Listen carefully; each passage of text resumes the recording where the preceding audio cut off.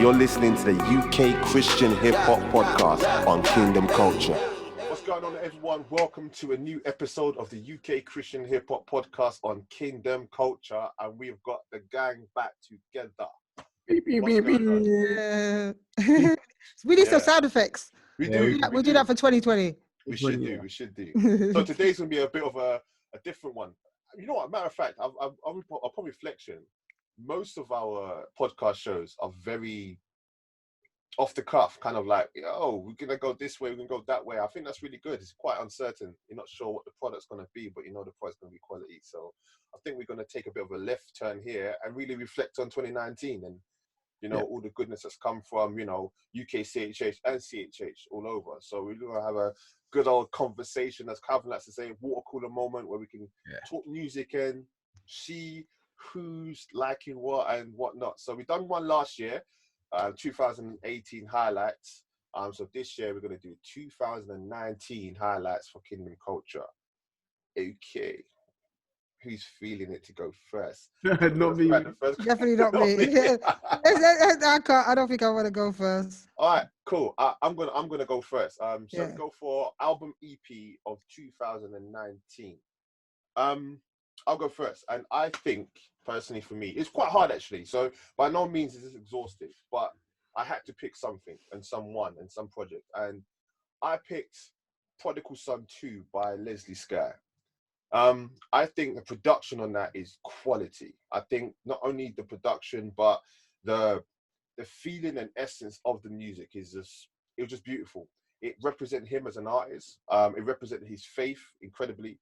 And most importantly, I think it was complete. It didn't feel like there was more. It felt like it was the end of the Prodigal 1 and now Prodigal 2. You can really feel like the completeness of the project. Prodigal 1 came out in, I believe, 2017. Prodigal's Son 1 came out, and Prodigal Son 2 came out this year. Well, it's just gone. So I'm choosing that. I think Leslie Sky done a great job. I think that, his music is different. If you was to grab him and put him next to another artist that sounds similar, I think it'd be quite hard to find. So I like his unique style, his delivery. I think he's artistic, and I really like the way he plays with the melodies as well. He goes from the spitting and he goes to the melodic kind of rhythms very well. And I enjoy the album. Again, it's not for every listener. If you want to bust a two-step or, you know what I mean? Throw some hands in the air, I guess it's not that kind of music, but I feel like introspectively and reflectively, Prodigal Son 2 by Leslie Sky. If you haven't heard it, go check it out on Spotify. It's really good, or Apple Music is really good. So that's my one. Ooh, all right. Album. Okay, so there was one groundbreaking album that shook the world. Obviously it's a US one, but it's still shaking the world. I think this is probably one of the most important albums. I wouldn't say it's the greatest, but definitely the most important album in Christian music's history, especially Christian hip hop's history, and that's Jesus is King. Has to be album of the year for me. I only like a couple of songs, but it's what this album has done for Christian artists. And I think what's going to happen is there'll be more of a separation again from Christian and secular music.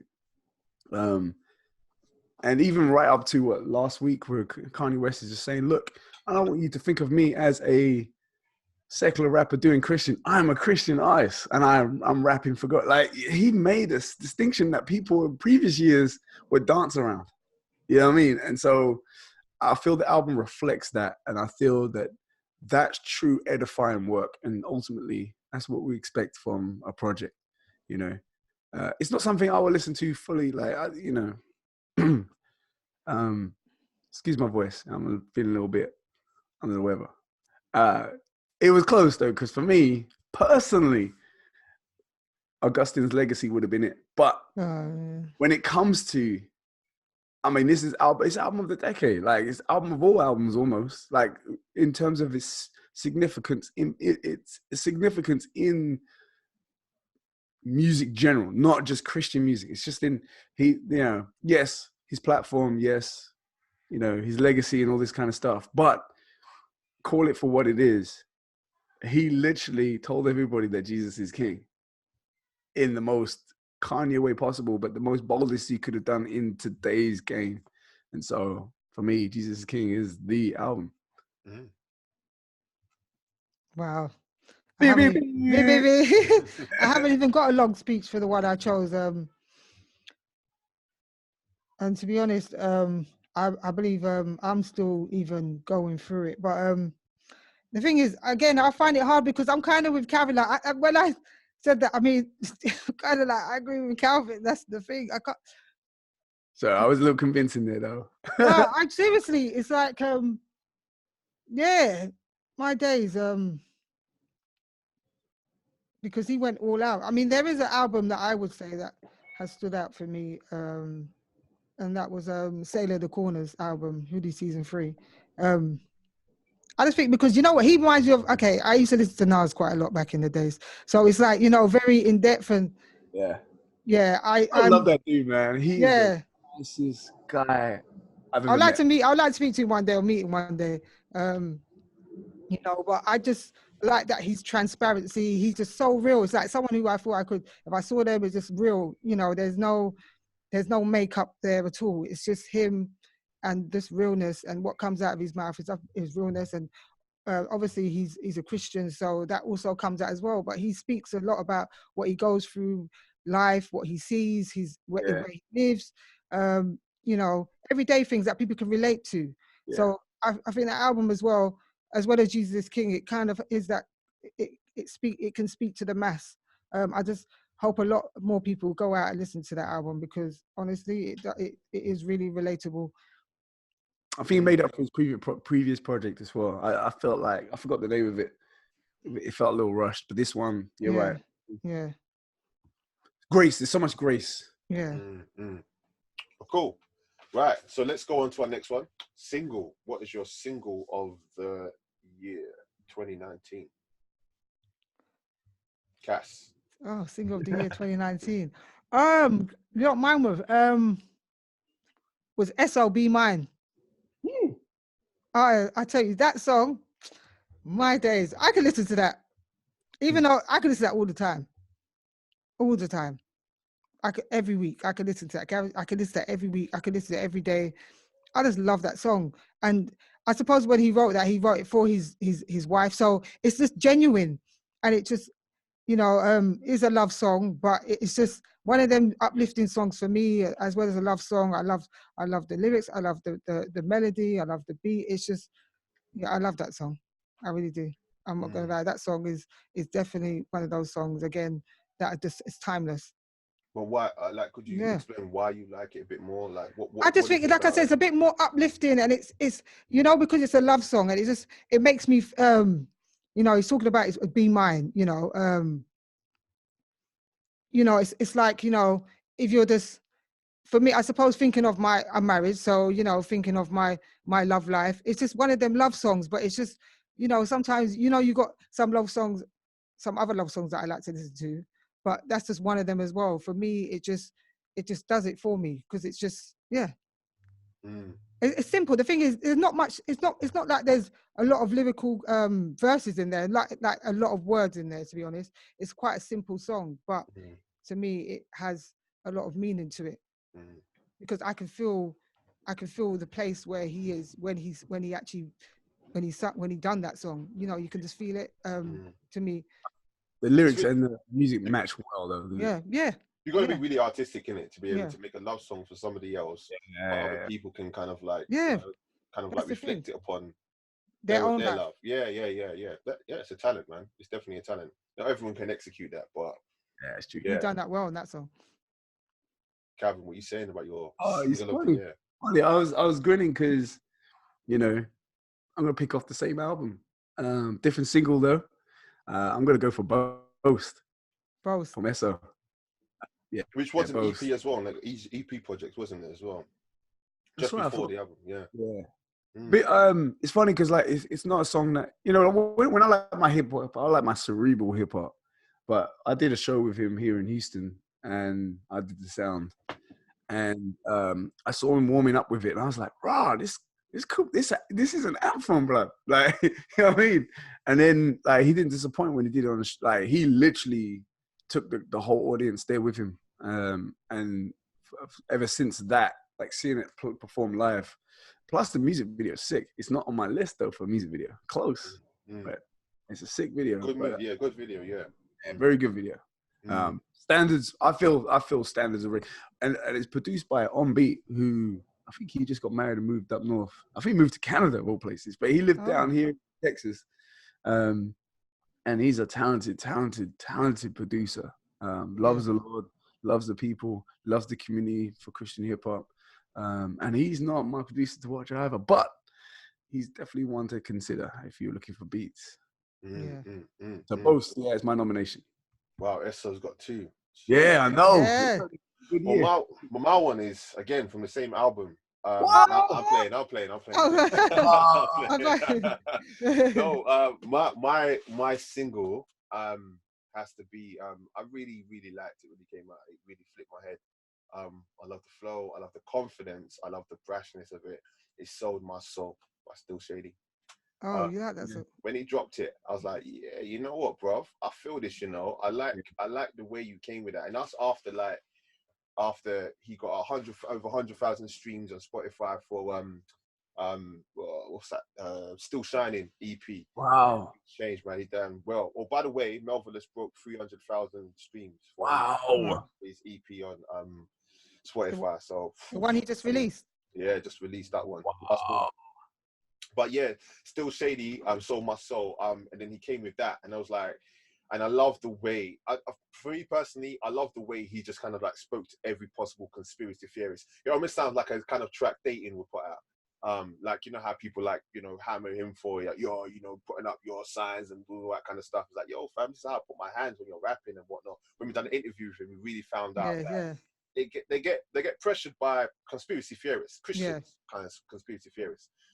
So when he came out with Sold My Soul, I was like, whoa, what's going on here? But I love the way he turned it into his love for Jesus. And again, if I could sum up Still Shady in a few words, I'd just be like, this guy just loves Jesus. And it's great to just be able to just sum up somebody like that, you know, especially when it comes to like Christianity.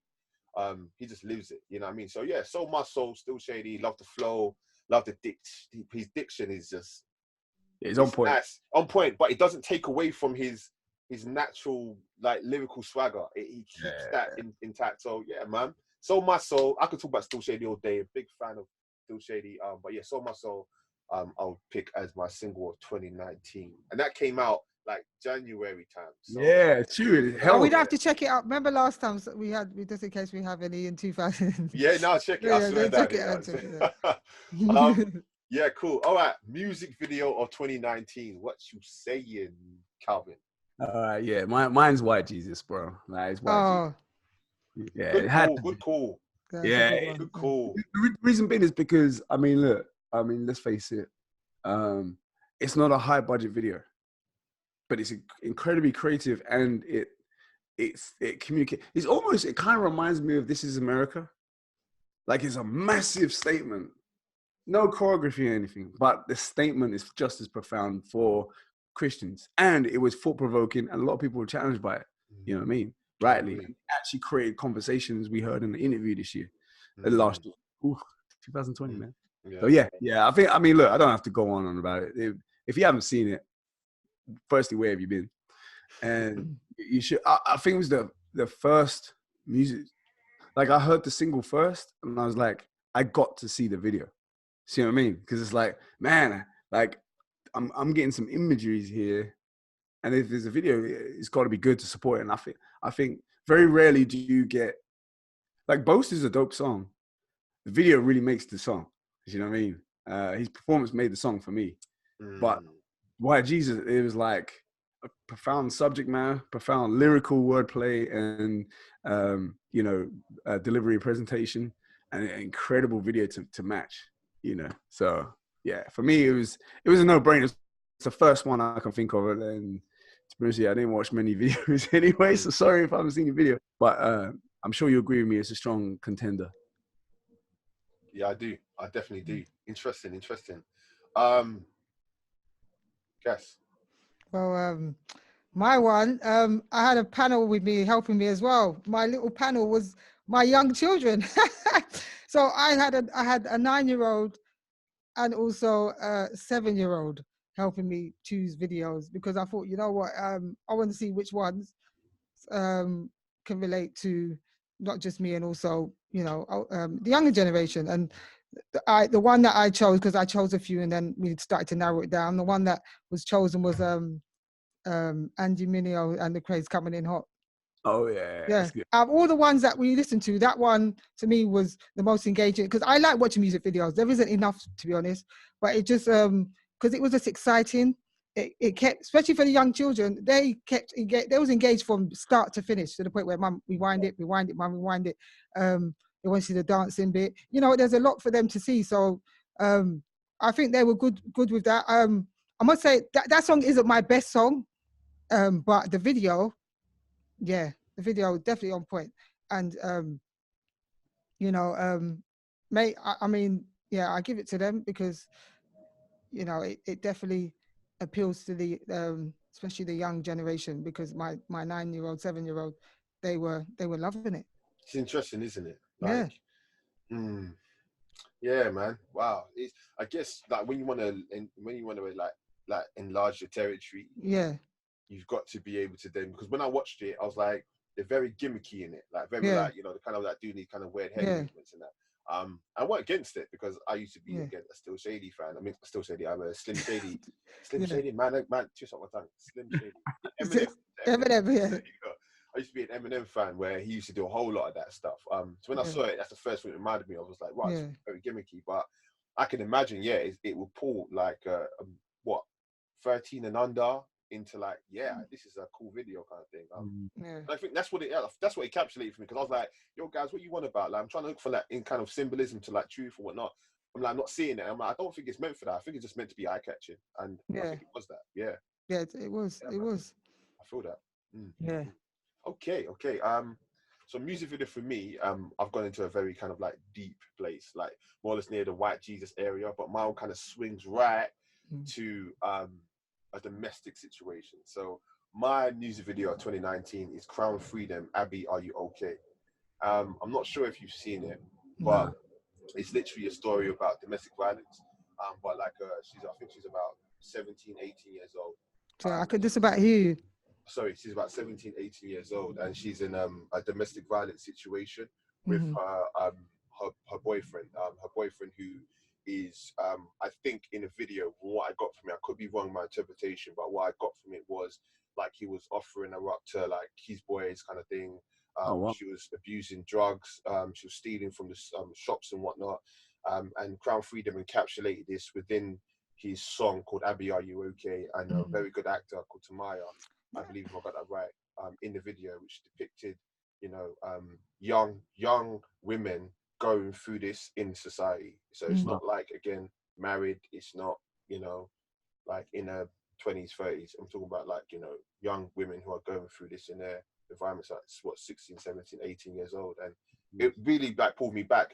It was a bit long, the video. I think it was about 8 minutes in total. So the track stopped and then there was acting and then the track played. I would have preferred it to be more succinct when it came to like the actual music track itself. But I understand that in order to get impact, sometimes you can't cut away these important things. And I really got it. If aired on Graham Daily or Link Up, one of the two. And it was great because at the end there was like Childline, kind of like, you know, if you're going through this, it was a really evangelical kind of, but not for the gospel, more for like, yo, this is not normal. Melvin did a song. Sounds like a song similar to what Melvin did. He's done a music video and it was talking about a bit of domestic violence as well, and that was really good. Yeah. So that's my Crown Freedom. Abby, Are You Okay? That's my one. Bit deep on that one, but yeah, I think that's it. No, and it really made me feel like, yo, any man, woman in UK CHH or even CHH, I think it's a great conviction to say, look, man, visualize your songs, man. Put some more, like, not just shot to shot, but put something in it that really changes how we think, you know. Yeah. So that's That's my music video 2019. So we're gonna go on to newcomer. And not necessarily they haven't been around, but someone that's like, you know, you've really seen them take a step out, kind of thing. Newcomer of 2019. I think I went last on the last go, so I'll go first on this one. My one is Michael Pearson, or Person, and he got a song called Elegy. Lyrical wordsmith. I think he's probably one of the. I'm going to say wordsmith. I don't mean like a Melvillous wordsmith. Melvillous is a wordsmith in a different way, like an MC kind of wordsmith. He is a wordsmith in terms of like, if you think Dead Prez, if you think even Esso, kind of like lyrical wordsmith. Theology. Shaolin. He's like a young Shaolin, but his flow is different. So Michael Pearson, Elegy. What you mean he has a flow? Sorry, that was, I should have said that. I said, you mean he has a flow? Because you said Shaolin. Shaolin doesn't really have a flow. I guess Charlene's flow is more like, you know, tailored to her, you know, more old school kind of flow. Michael Pearson's got more of a new school kind of flow, but you know, he reinvented himself. He used to be called Entitled, and he came back with a brand new kind of like ethos, direction, and wanted to change the name. So Michael Pearson, Elegy, dropped a single earlier this year. Again, if you're into your theology, if you're into your wordsmith, if you're into like, oh, what did he say? Rewind that, then that's kind of our thing to check out. So yeah, that's me. Who wants to got next? I probably haven't got a big speech in my one, but as yours, but it's AI the Anomaly.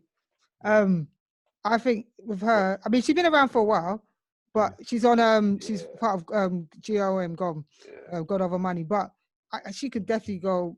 She wouldn't get lost being around any male rap artist. To me, she can hold her corner very well.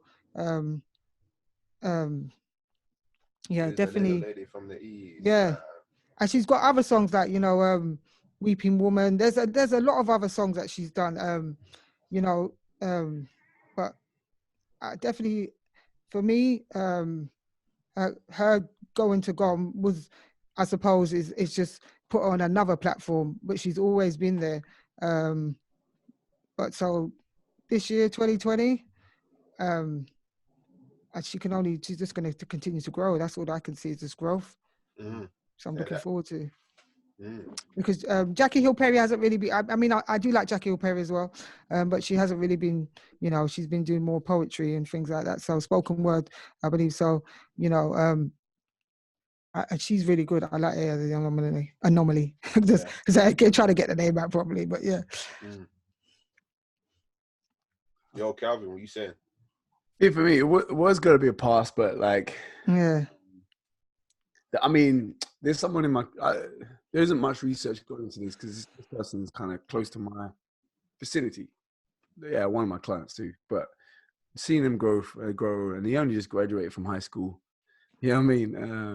And that's Mickey J. He, you probably predicted I was going to say that. Yeah, I did. But he just, I mean, he might be signing to a major label soon. Oh. Yeah, and so when you mentioned AI, I was like, okay, yeah, you're right. She has been around, but you know, she's breaking into new scenes. And Mikey's only just released his first album this year, 2019. So I guess he'll be classified as a newcomer in that regard. You know, definitely breaking out, and he's been on tour with What Up RG as well. So he's had an incredible year. And now he's on the radar. Like he's going to be a sought after artist, and he's traveling around the country, you know. So yeah, that's probably, it would have been a pass otherwise. And so I don't know what my vote was worth, but there it is. Solid. Okay, cool. And what's your collab of 2019? Yes. Oh, collab of 2019. For 2019, for me, it's One Day and Tanique. No, this is just a collab that's happened. Oh, I thought you mean what's happened. Okay, so I've just got to sport the you know, got to sport it.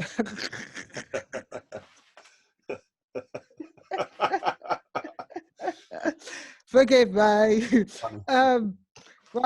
So my collab. Oh gosh. If you haven't got anyone, we can go we go around and Yeah, I'd have to think about that one because there is a few. Okay, I tell you what, I like a collab that has Paris Chavis in it. And that's the bottom line. There's one. I do like Paris Chavis. Is another artist that I like to hear. And Mike Check, can you hear me? I'm joking. Yeah, Paris Chavis, and he's done a song with 1K Few, and there's another artist in there as well. But yeah, yeah, yeah, that's the collab that I like. Solid. Yeah. I literally switched mine up just now. You just switch your one up in Yeah, it. literally. Well, I'm gonna throw mine in. Then we go to Go on. Calvin. Yeah, Yeah. cool. My one is Goons for God. And the reason why I say that because their latest project they just dropped is got loads of different the way they feature structured it. They got like different artists from Arts, Looms, Elijah, another guy called Conan. Is it Conan? No, something else. Forgot his name. But that's the kind of like I like just like the collab structure. They're very very open to work with other artists as well. They got one with GTA up in Manchester and different elements like that. So I think for me, Goons for God. They've got from the best collab that I've seen throughout. Okay, they're a group more or less, but I think Goons for God for me, man, all day. Like, No, they're really good there. some mad tracks, man. All right. Oh man. Okay, so I didn't actually have one, and so you guys explained it a little bit more, and I quickly. Yeah. So for me, it's gonna be Theory Hazard and Crumb. Here's Mud in the Eye. They create a collaboration that reminds me of Jay Dilla, reminds me of Quasimodo, reminds me of Talib Kweli, reminds me of, MF Doom. Like, and it's like when I'm listening to it, I'm like, he's Christian. You know what I mean? Like for me, that's where I'm at. I like my kind of Detroit sounds, like my Slum Bill. I like that. Yeah, no, but that's what I'm saying. Like for me, it brings out like because I mean, if you listen to MF Doom, he makes sense inside the verses. He does like lyrical origami that will blow your mind. You know what I'm talking about with MF Doom, right?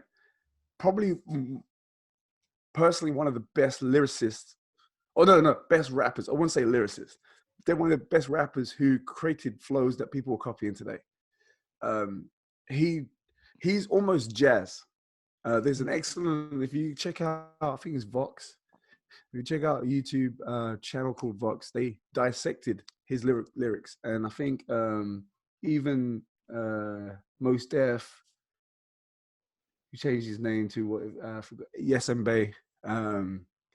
He's a huge MF Doom fan. I was a huge MF Doom fan. And yeah, Crumb, he's not on the level of MF Doom. However, the flows. J Crumb. Still J Crumb. Oh. It's with a K. You're thinking J Crumb with the yeah, it's quite this guy I just love the way they're around MPC and a mic, and they're just making hip hop beats and rapping over it with that kind of slappy drum, lazy drum style. Like, Jay Dilla's pretty much mastered and pretty much gifted the world with that kind of style. And so it really is truly a collaboration. It's almost like a DJ and an MC. It really has that vibe. And so, yeah, that's for me. Like, if you really like that kind of stuff, you're gonna really appreciate me right now.